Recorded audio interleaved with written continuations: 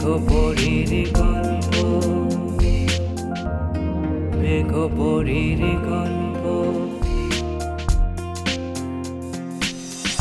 দুঃখে আমার ভেতর ভেঙে গেল,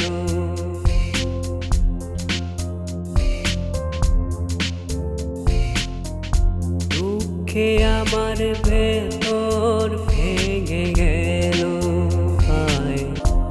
এক জীবনে কত দুঃখ মন যে আমার পেল,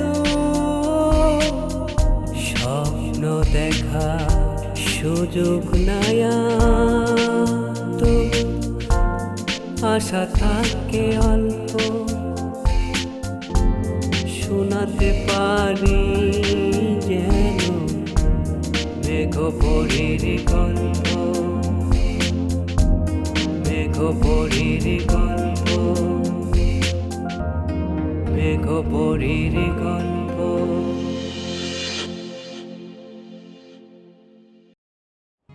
ও দুলা ভাই, আমি তো আরেকটা ঝামেলায় পড়ে গেলাম। তোমার আবার কি ঝামেলা? ওই পরীর বাবা আমার নামে থানায় মামলা করেছে। এখন যে কোনো সময় তো পুলিশ এসে আমাকে ধরে নিয়ে যেতে পারে। সুজন ভাই, আপনি এটা কি বলতেছেন? আমার জ্বর আসছে, ওই আমার খুব খারাপ লাগতেছে। আজকে যারা আমাকে দেখতে আসবে না, ওই যে পাত্রপক্ষ, এগের পরে আসতে বলো মা, আজকে পারবো না। হ্যাঁ, ওই যে 3 দিন আগে একটা মেয়ে আমাদের বাসা থেকে হারিয়ে গেছে। হ্যাঁ, ও কথা বলতে পারে না আসলে। ঠিক আছে, সরি, আসলে একটি মেয়ে আমার বাসায় ছিল, কিন্তু এখন নেই। নেই মানে কি?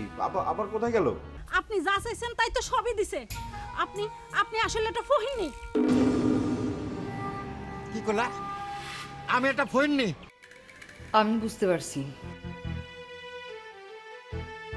কার ইন্ধনে পুরীর বাবা এমন কাজটা করছে।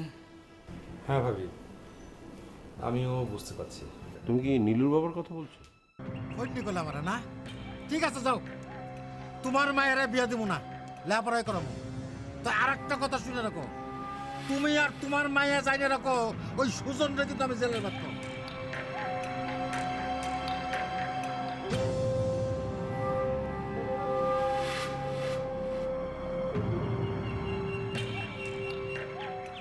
আলিমন্দি ভাই শোনেন, ওই হ্যাঁ, ওয়ালাইকুম আসসালাম। ওই বাড়িতে একটা ঝামেলা হয়েছে, বুঝছেন? আজকে আসানোর দোকান নেই। ঠিক আছে ভাই, আপনার বড় জানা মনে হয় সাক্ষাতে। হ্যাঁ, আচ্ছা আচ্ছা ভাই, আচ্ছা।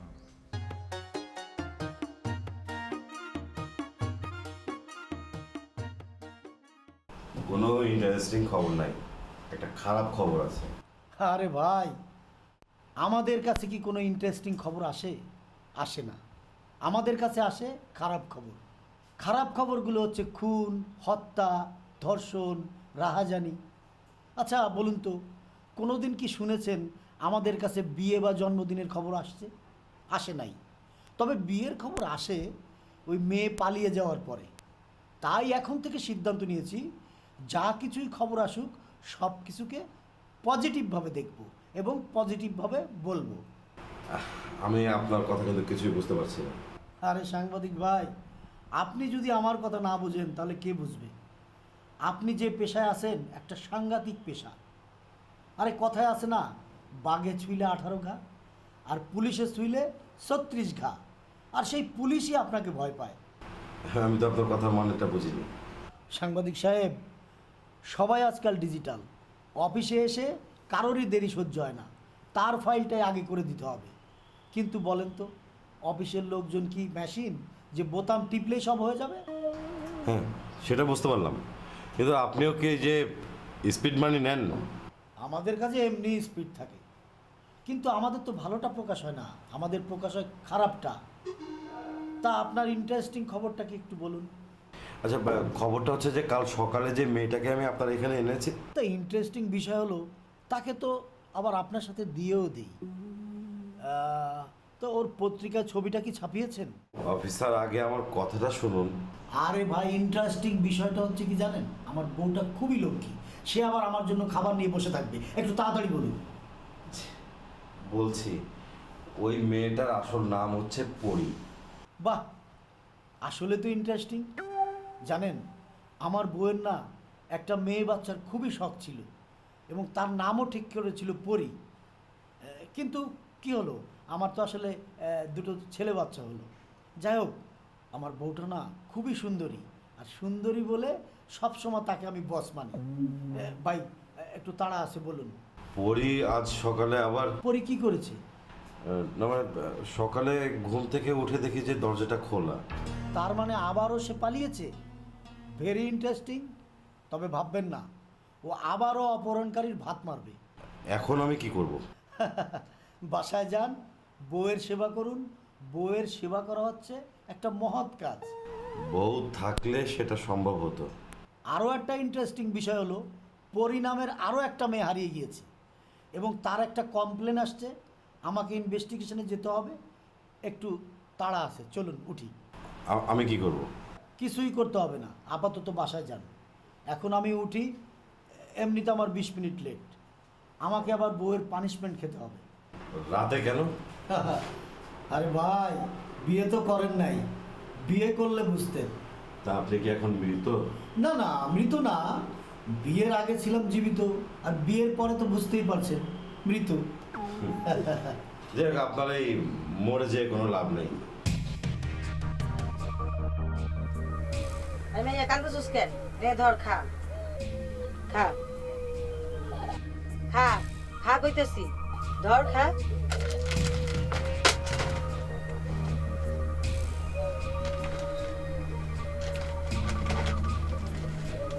ধর কইতেছি, খা। খাবি না যখন ঘুমা, কান্দস কেন? চাচা যান, মন খারাপ করেন না।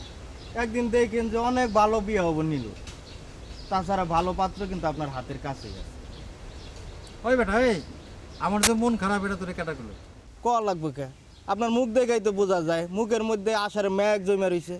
চিন্তা করে দেখ, আমার কতগুলো টাকা নষ্ট হইলো, মাছ গোস্ত আরো কত কিছু আনলাম, তারপরে নীলমা কয় আমি বলে ফোন নেই। আমার মান ইজ্জতের ব্যাপার না? চাচা যান, চাচির উপর রাগ করেন না।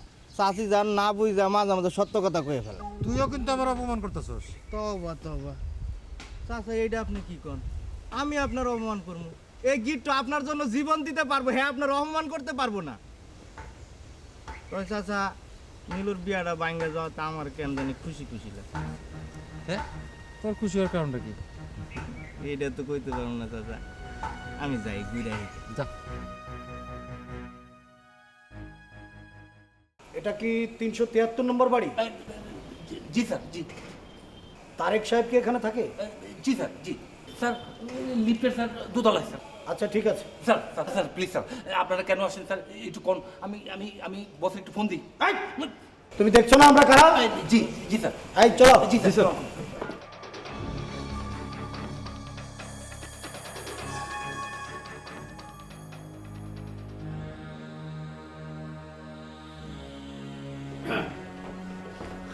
দারোগা সাহেব। আপনি তো পরির মা। জি, আমার পরির কোনো খোঁজ পাইছেন? তার আগে বলুন, সুজন কোথায়? সুজন ভাই তো বাড়িতেই আছে। ডাকুন? হ্যাঁ, ডাকুন। সুজন ভাই, সুজন ভাই, একটু দিয়ে আসেন। দারোগা সাহেব, পরি কোনো খোঁজ পাওয়া গেছে? খবর তো আপনার কাছে। যাক, ইন্টারেস্টিং খবরটা দেই। আপনাকে আমার সাথে থানায় যেতে হবে। মানে কি, পরীকে খুঁজে পাওয়া গেছে? পরীর খোঁজ তো আপনি দিবেন আমাকে। পরীর বাবা জয়নাল আপনার নামে থানায় অভিযোগ করেছে। আপনি এখন আমার সাথে থানায় যাবেন। এইসব আপনি কি কইতেছেন দারোগা সাহেব? সুজন ভাইয়ের কি দোষ? সে তো কিছু করে নাই, তারে আপনি কেন থানায় নিয়ে যেতে চাইতেছেন? সেটা আপনার স্বামী ভালো বলতে পারবে। No excuse. আমাকে আমার দায়িত্ব পালন করতে দিন। চলুন। দারোগা সাহেব, এটা আপনি কি বলতেছেন? দারোগা সাহেব,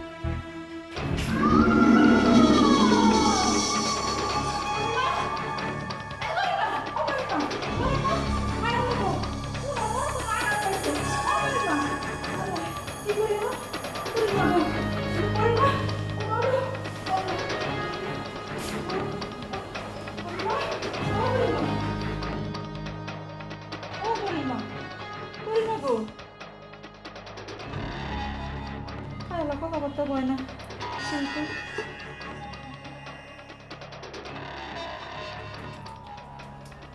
অপরিমা অপরিমা ওমা তোমরা অপরিমা অপরিমা রোজে গেল নাকি আল্লাহ কত গয়না আমি এক লাখ বাসে কি করবো এই তো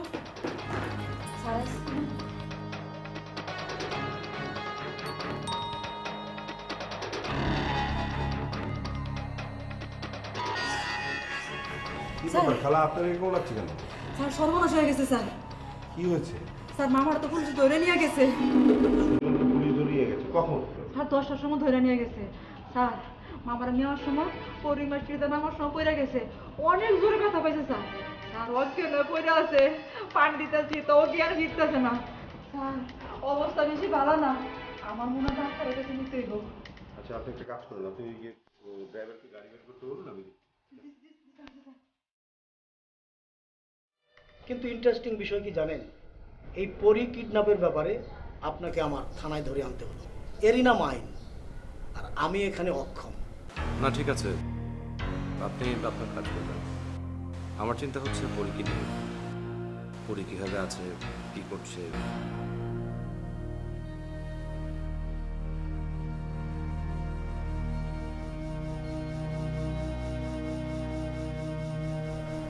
এই মাইয়া, এই ওঠ, খাওয়ার সময় হয়েছে। হ্যালো, এই মাইয়া, এই ওঠ।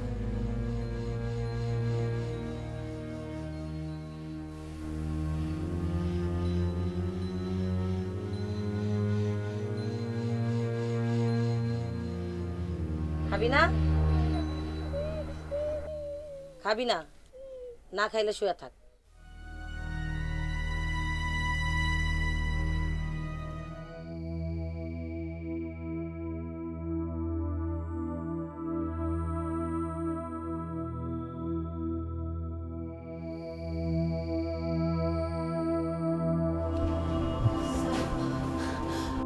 আমি এখানে কেন আর আপনারা কারা আমার ছোট সোনা বাচ্চাটা আমার মেয়ে কোথায় কি বলছেন আপনি? আমাকে চিনতে পারছেন না? আমি সুজনের দুলাভাই, তন্ময়ের বাবা। সুজনকে আমি তো সুজন আমি কাউকে চিনি না আমার মেয়ে কোথায় আমার মেয়ে কোথায় কি বলছেন আপনি? আপনার মেয়ের নাম তো মেঘনা। আপনার মেয়ের নাম হচ্ছে পরি, ও কথা বলতে পারে না। এসব আপনি কি বলছেন? অসম্ভব, আমার মেয়ের নাম মেঘ আর আমি পরি বলে কাউকে চিনি না। আমার মেয়ে বোবান, আমার মেয়ে কথা বলতে পারে। এক্সকিউজ মি ডক্টর, আপনার অ্যাকচুয়ালি কি হয়েছে? আমার মনে হচ্ছে উনি মাথায় আঘাত পেয়েছে, এই কারণে স্মৃতিশক্তি হারিয়ে ফেলেছে। আমি আমার বাসায় যাব। মাহমুদ আমার জন্য চিন্তা করছে। আমার মেঘের কাছে আমাকে যেতেই হবে। অবশ্যই আপনি বাসায় যাবেন, আমি আপনাকে আপনার ঠিকানায় পৌঁছে দিয়ে আসবো। কিন্তু হয়েছে কি, এখন তো অনেক রাত, প্রায় 1টা বাজে, এখন বাইরে গেলে বিপদ হতে পারে। না না, আমাকে যেতেই হবে। আপনি বুঝতে পারছেন না, মাহমুদ দুশ্চিন্তা করছে। আমার মেয়ে আমাকে ছাড়া ঘুমোতে পারে না, আমাকে যেতেই হবে। আপনারা না বলবেন না, আমি যাব।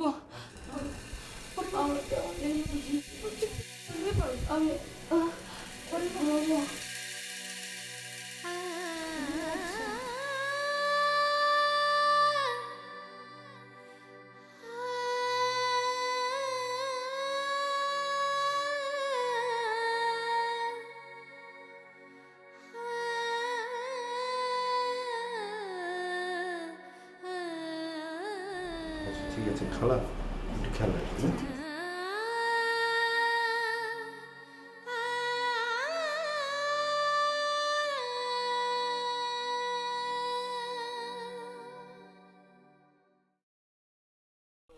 এই মুহূর্তে মোবাইল সংযোগ দেওয়া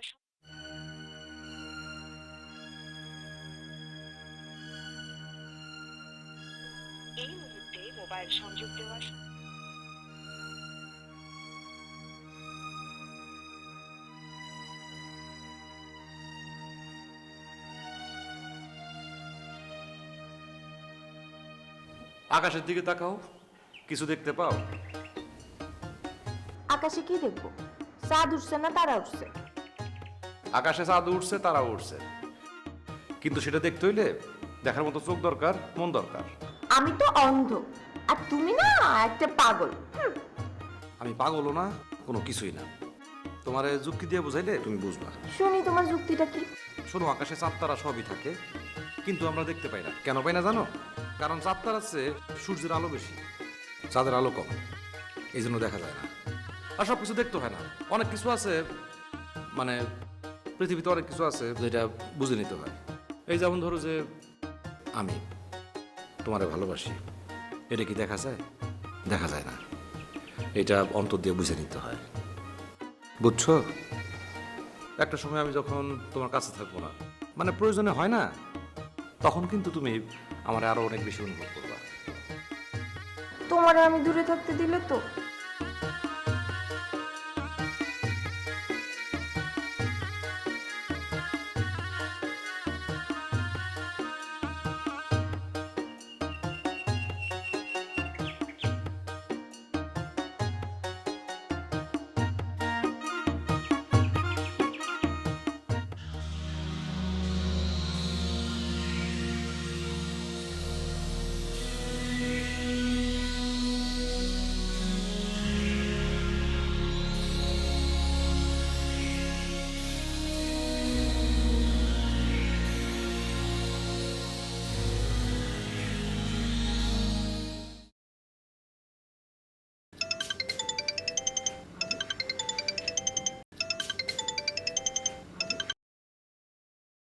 জি, আসসালামু আলাইকুম দারোগা সাহেব।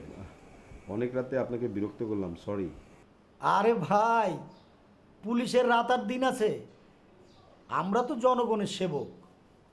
বলুন, এত রাত্রে কি উপকার করতে পারি আপনার? না মানে ওই আমার শ্যালক সুজনের কথা জানতে চাচ্ছিলাম আর কি। আরে ভাই, ও তো নির্দোষ, তারপরে তো ওকে থানায় আনতে হলো। জানেনই তো, আইন তার নিজের গতিতে চলে, এখানে আবেগ মূল্যহীন। আচ্ছা দারোগা সাহেব, ও আছে কেমন এখন? হ্যাঁ, ভালো আছে, কোনো অসুবিধা নেই। আপনারা কালকে উকিলকে দিয়ে ওর জামিনের ব্যবস্থা করেন, জামিনের কাগজটা পেলে ওকে ছেড়ে দিব। হ্যাঁ ঠিক আছে, কালকে আমি আসবো। কিন্তু দারোগা সাহেব, ওর সাথে কি একটু কথা বলা যাবে? না না না, ওর সঙ্গে অবশ্য কথা বলা যাবে না। আপনি বরঞ্চ কালকে এসে ওর সঙ্গে একটু কথা বলে যাবেন। ও ঠিক আছে, জি একটু খেয়াল রাখবেন। হ্যাঁ জি, সালাম।